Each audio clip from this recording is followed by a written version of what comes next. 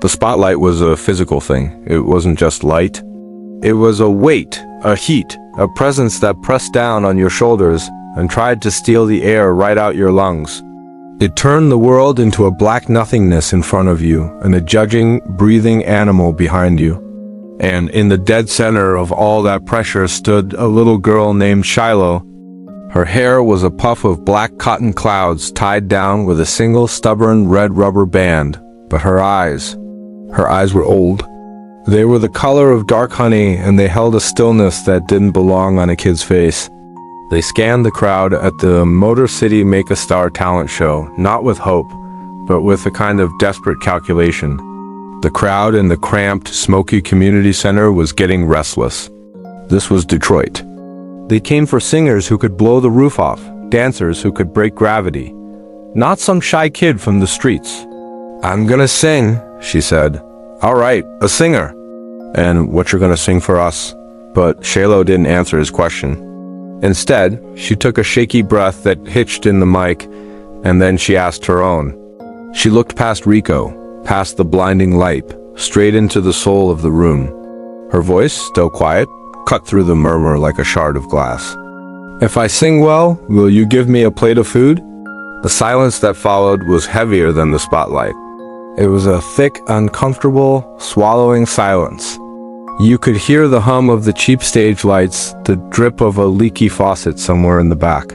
Rico's plastic smile finally cracked, replaced by a genuine, open-mouthed shock. A few people in the audience chuckled, a nervous, ugly sound. Most just stared. Shiloh didn't flinch. She just stood there, waiting. This wasn't a performance. This was a transaction. Rico, scrambling, forced a laugh. Kids got jokes. Of course, the winner gets a cash prize, baby girl. A whole $100. Shiloh's eyes didn't leave the crowd. "I don't want the money. I want a plate of food." From the kitchen, right now. A hot plate. The air got even thicker. This was the part of town where everybody knew the score. The boarded up windows, the hollowed out cars, the way winter bit down to the bone. They knew the look of a kid who was hungry. Not use a snack hungry, but the deep, hollow kind of hungry that makes your hands tremble and your thoughts slow, the kind that turns a plate of food into a holy grail. A woman in the front row, a big mama with a kind face and a church hat, leaned over to her friend. "Lord Jesus," she whispered, her voice thick with pity. Rico was floundering, a goldfish in a suit. I'm sure we can." From the side of the stage, a man's voice, gravelly and firm, cut him off. "Give the girl what she wants, Rico." Heads turned. Leaning against the brick wall, arms crossed, was a man named Elijah. He was the owner of the place. A man in his late 50s with a face like a road map of hard times and hands that were permanently stained with motor oil. He ran the community center, the unofficial talent show, and was the neighborhood's de facto patriarch. He didn't speak often, but when he did, people listened. Rico, relieved to have the decision taken from him, nodded vigorously. "You heard the man. Somebody get this young lady a plate from the back. Make it a good one." He turned back to Shiloh, his showman persona trying to reboot. "All right, Shiloh. You got a deal. The kitchen's firing up. Now, you gotta hold up your end, and let's hear it." Shiloh gave a single, sharp nod. She closed her eyes. For a long moment, she just stood there, silent, gathering herself. The crowd held its breath. This was either going to be the most embarrassing thing they'd ever seen, or... She opened her mouth, and the world stopped. The note that came out wasn't from a 12-year-old. It wasn't even from this world. It was low and rich and full of a pain that had no business being in a child's body. It was the sound of a rusty screen door swinging on a hot summer night, the sound of an empty stomach, the sound of hoping so hard it starts to hurt. She wasn't just singing a song. She was pulling a story out of her bones. It was an old spiritual, "His Eye is on the Sparrow," a song her grandma used to hum before she passed, a lifetime ago.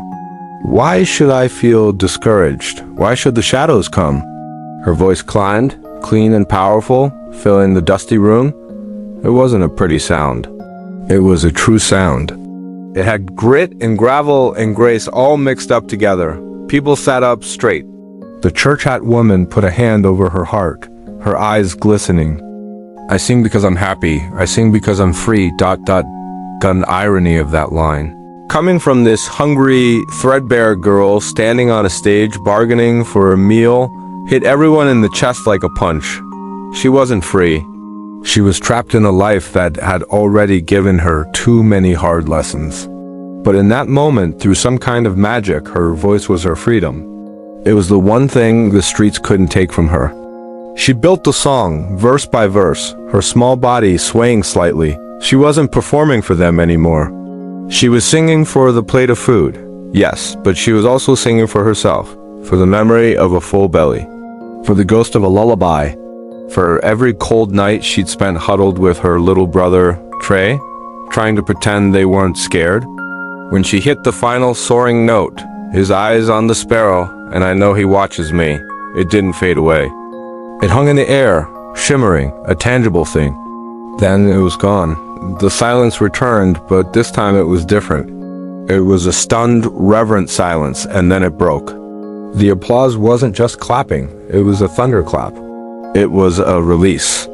People jumped to their feet, whistling, screaming, wiping their eyes. It was raw, emotional, and real. Shiloh opened her eyes, blinking in the light. The sound washed over her, but her face didn't change. The transaction was complete. She looked at Rico, then Elijah, her expression clear. "Where's my food?" Elijah himself walked onto the stage, ignoring the cheering crowd. He was holding a paper plate piled high with fried chicken, mac and cheese, and collard greens. Steam rose from it, carrying a smell that was better than any perfume in the world. He handed it to her. Shiloh took the plate, her small hands dwarfed by it. She looked down at the food, then back up at Elijah. For the first time, her stone face cracked. A single tear traced a clean path through the dust on her cheek. "Thank you," she whispered, her voice hoarse from the song. Then, without another word, without even looking at the still cheering audience, she turned and walked off the stage, clutching that plate of food like it was the only thing that mattered in the entire universe. Because right then, it was. The world outside the community center was a different kind of cold. The adrenaline that had fueled Shiloh on stage evaporated, leaving her shivering in her thin t-shirt. But she didn't care. She was crouched in a dimly lit alleyway next to the building, her back against the cold brick, the paper plate balanced on her knees. She ate like she was afraid the food would disappear. Not greedy, but methodical. A bite of chicken, its crispy skin giving way to juicy meat. A forkful of mac and cheese, so rich and creamy it made her head spin. A taste of the greens, salty and sharp.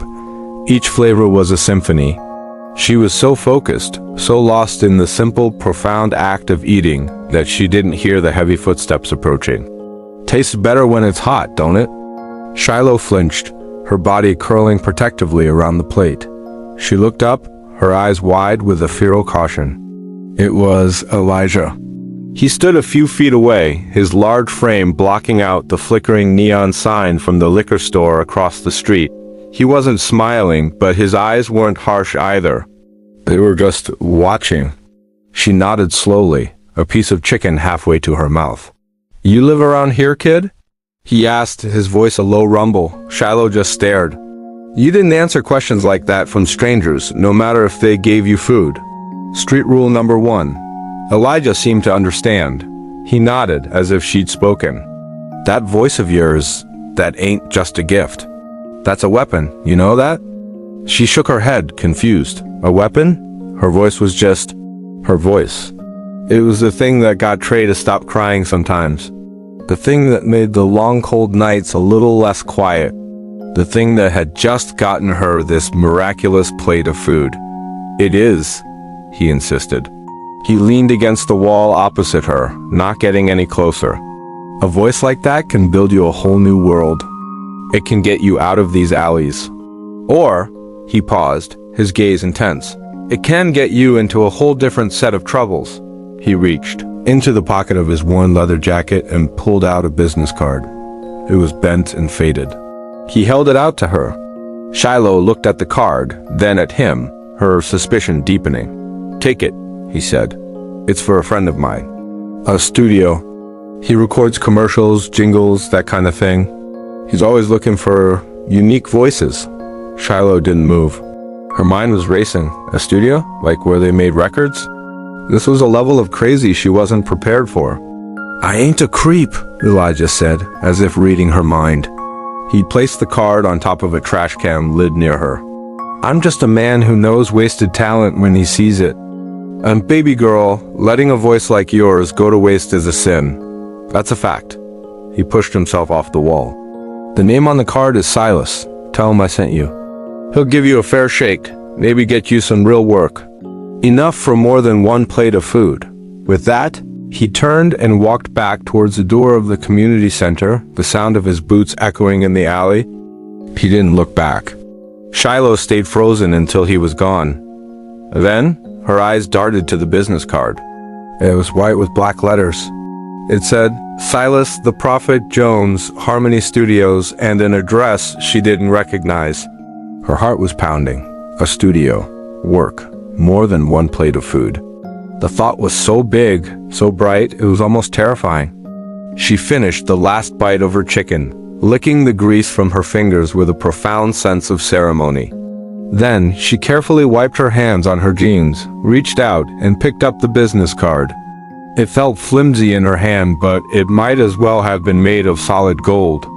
She tucked it safely into the pocket of her jeans, right next to the little plastic dinosaur her brother Trey had found in a gutter. A plan, wild and fragile, began to form in her mind. She had to get home. She had to tell Trey. Home was a relative term. It was a squat in an abandoned row house a few blocks over. They'd found a way into the basement, a window with a broken latch, and had made a nest of sorts among the old newspapers and discarded furniture. It was damp and smelled of mildew, but it was out of the wind, and more importantly, it was hidden. "Trey?" she whispered, slipping through the window and dropping softly onto the concrete floor inside. A small shape stirred in the corner, bundled in a pile of old coats. "She?" a sleepy voice mumbled. "It's me," she crawled over to him. In the faint light filtering in from the street, she could see his face, pale and smudged with dirt. He was 7, all big eyes and trust. "I got food." His eyes widened. "For real?" She handed him the plate. She'd saved him half of everything. "For real. Eat up." Trey didn't need to be told twice. He attacked the food with the same focused intensity she had. As he ate, Shiloh pulled out the business card. "Look," she said, her voice trembling with excitement. "A man gave me this. He said I have a weapon. My voice. He said I could get work at a studio." Trey stopped chewing, a piece of macaroni stuck to his chin. "Like on the radio?" "Maybe," Shiloh said, the dream growing bigger. "Maybe we could get a real place, Trey, with a door that locks, and a fridge with food in it, all the time." The office was on the top floor of a glass building that scraped the sky. Shiloh, Trey, and Elijah stood in the elevator, their reflections staring back from the polished brass doors. Shiloh was wearing a new dress, a simple, clean blue one that Elijah's wife had bought for her. It felt strange and wonderful against her skin. Trey kept touching his new shoes, his eyes like saucers. They were ushered into a corner office with a view of the whole city. It was a kingdom of steel and concrete, and from up here, the broken neighborhoods looked small and far away. A man in a suit that cost more than everything Shiloh had ever owned stood up from a giant desk. He had a tan and perfect teeth. "Shiloh." "It's a pleasure. I'm Mr. Albright." He shook her hand, then looked down at Trey. "And you must be the brother." He gestured for them to sit in plush leather chairs. Silas was there too, leaning against a bookcase, looking amused by the whole scene. "We were blown away by your demo," Mr. Albright began, steepling his fingers. "Absolutely blown away. That raw emotional quality? It's exactly what we want for Ignite. It's authentic. It's real." Shiloh just nodded, her throat dry. "So, here's what we're prepared to offer," he said, sliding a thick stack of paper across the desk. "A 1-year contract as the vocal artist for the Ignite campaign.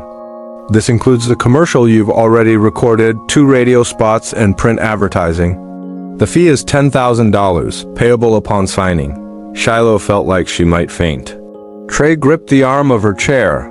But, Mr. Albright continued, his smile widening, that's just the beginning. We see a real future for you, Shiloh. We want to option your story. A potential documentary tie-in? We have a PR team that would work with you. We'd need to refine your image, of course. Get you some proper coaching. This is a partnership. It was all happening too fast. A documentary? A PR team? She looked at Silas. He gave her a slight, almost imperceptible nod. Hear him out. There are just a few standard conditions, Mr. Albright said, his tone shifting slightly. We need a legal guardian to sign the contract, obviously. And we'd need to manage your public narrative. The backstory is a powerful part of the package, but we have to frame it correctly. No more impromptu talent shows. No interviews without our approval. We need to control the message. Shiloh's excitement began to curdle into something else. Control the message? Frame her backstory? She looked at Elijah. His face was neutral, but his eyes were watchful. And the name, Mr. Albright said, waving a hand. Shiloh is fine, but we think something with a little more edge. Maybe Shay, or just we can work on that. That's when it clicked. They didn't want Shiloh, the hungry girl from the streets who sang for a plate of food. They wanted a version of her, a polished, packaged, sanitized version. They wanted to take her weapon, her truth, and turn it into a prop. Mr. Albright was still talking. So, if we can just get a signature from your parents, or... I don't have any, Shiloh said quietly. Mr. Albright paused. I'm sorry? I don't have parents, she said, her voice gaining a little strength. It's just me and Trey. An awkward silence filled the room. Mr. Albright cleared his throat. I see. Well, then we'll need to involve child services to appoint a... No. The word came out flat and final. It surprised even her. Mr. Albright blinked. I'm sorry? No child services, Shiloh said. She looked at Trey, then at Elijah. We're fine. Shiloh, be reasonable, Mr. Albright said, his smile becoming strained. This is a lot of money. A life-changing opportunity. We can't just hand a 10-year-old... 12, she corrected him. A 12-year-old a check for $10,000. There are laws, procedures, we can help you. We can set up a trust, manage your finances. We can control you, is what she heard. They would take her voice, her story, her name, and her brother. They would put them all in a neat little box with a corporate logo on it. She stood up. The chair was so big it almost swallowed her, but she straightened her new blue dress and looked Mr. Albright right in his perfect, shiny eyes. Thank you for the offer, she said, her voice clear and steady, the same voice that had asked for a plate of food. But my story is mine. My name is Shiloh, and my brother is my business. The room was stunned into silence. Mr. Albright looked at Silas, then at Elijah, as if they could explain this insanity. Shiloh, Silas said softly, think about this. This kind of money. I am thinking about it, she said. She turned to Elijah. Can we go? Elijah looked at her for a long moment. Then a slow, proud smile spread across his face. He stood up. You heard the lady. They walked out of the plush office, past the stunned secretary, and back into the elevator. Nobody spoke until they were out on the street, back in the real world. You just walked away from 10 grand, Elijah said, shaking his head in disbelief. You got more guts than any grown man I know. It wasn't right, Shiloh said simply. She looked down at Trey, who was holding her hand tightly. They wanted to own us. So what now? Silas asked, who had followed them down. He didn't seem angry, just curious. Shiloh took a deep breath. The dream of the easy money was gone, but a different, stronger one was taking its place. The address on the card led her to a part of the city that was trying to come back to life. It wasn't the glittering downtown, but it wasn't the corpse of her neighborhood either. The buildings were old but clean, with art galleries and coffee shops squeezed between auto body shops. Harmony Studios was at the top of a narrow staircase above a soul food restaurant. A smell of frying fish and hot sauce followed her up the steps. He looked her up and down, not unkindly, but with a sharp, assessing gaze. So, Elijah thinks you got something. Let's hear it. Shiloh froze. Right now? Just sing? Was all she could manage. Silas said, walking over to a microphone and switching it on. It glowed with a soft red light. The mic don't care if you're scared. The mic only cares if you're real. You real, Shiloh? How did he know her name? She hadn't said it. Elijah must have told him. That thought was somehow comforting. He was expecting her. She walked slowly to the microphone, her knees feeling like water. Silas sat down in a giant rolling chair in front of the mixing board, his back to her. Don't look at me, he said. Look at the wall. Sing to the wall. The wall ain't gonna judge you. Shiloh took a deep breath. She thought of Trey, waiting in the basement. She thought of the empty feeling in her stomach that was never truly gone. She thought of the plate of food. She closed her eyes, and she sang. It was a different song this time. An old Aretha Franklin song her mom used to love, Ain't No Way. It was a song about a love that was impossible, a plea that went unanswered. And in Shiloh's mouth, with her raw, untrained voice, it became about something else. It became a plea for a different life, a plea for safety, for warmth. She didn't have the technical skill, the runs and flourishes. What she had was the story. She poured every cold night, every hungry day, every fear for her little brother into that microphone. Her voice cracked in places it wasn't supposed to, but the crack held a truth that a perfect note never could. When she finished, the room was silent except for the low hum of the equipment. Silas didn't move for a long time. Then, slowly, he spun his chair around. He took off his glasses and polished them on his shirt. His eyes were red. Good God Almighty, he whispered. He put his glasses back on and looked at her, really looked at her, like he was seeing a ghost or a miracle. Child, where did you come from? Shiloh just shrugged, her whole body trembling. You're rough, he said, his voice back to its business-like tone, but there was a new respect in it. You're all over the place. You don't know breath control, you don't know pitch.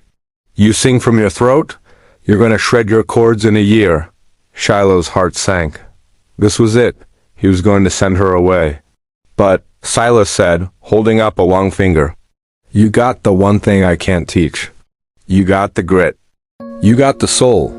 You got a story in your voice that makes people feel something in a world of auto-tune and plastic pop that is a superpower. He stood up and started pacing. I got a client, a car company. They need a voice for a new commercial, something authentic. Something real Detroit. They've been on my back for weeks. I've sent them 20 singers. They hated them all. He stopped and pointed a finger at her. I'm gonna record you right now. We're gonna do that same song, but simpler. Just you and a piano track all laid down. We're gonna send it to them. Shiloh's head was spinning. A commercial for a car? Wow, what do I get? She asked, her voice small. The memory of the talent show bargain was fresh. Silas almost smiled. Smart kid. If they like it, if they pick it, you get paid. Enough to matter. How much? $500, Silas said. The number hung in the air. $500. It was a fortune. It was a mythical creature she'd heard about but never seen. It was a real apartment. It was food for months. It was shoes without holes. She nodded, her throat too tight to speak. All right then, Silas said, a glint in his eye. Let's get to work. We gotta catch that lightning in a bottle before it gets away. For the next 2 hours, Silas worked her harder than she'd ever been worked in her life. He made her sing the same lines over and over. No, from the diaphragm, like you're pushing the air out. Feel it. He was tough, impatient, but he wasn't cruel. He was a sculptor, and her voice was the raw clay. When they were done, Shiloh was exhausted. Her voice felt ragged, but she also felt powerful. She had done it. She had sung in a real studio. Silas played the recording back. It was just her voice in a simple, haunting piano melody. It was stripped bare. And her voice, with all its cracks and imperfections, soared over it. It was heartbreaking. It was beautiful. Damn, Silas said, a slow smile spreading across his face. Just damn, go home, kid. I'll call you. Home was the basement. When she got back, Trey was waiting anxiously. Well? He asked, his eyes huge.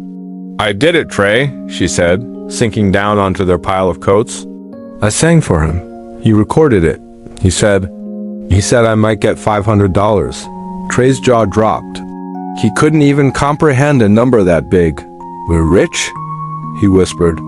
Maybe, Shiloh said, a tired, real smile finally touching her lips.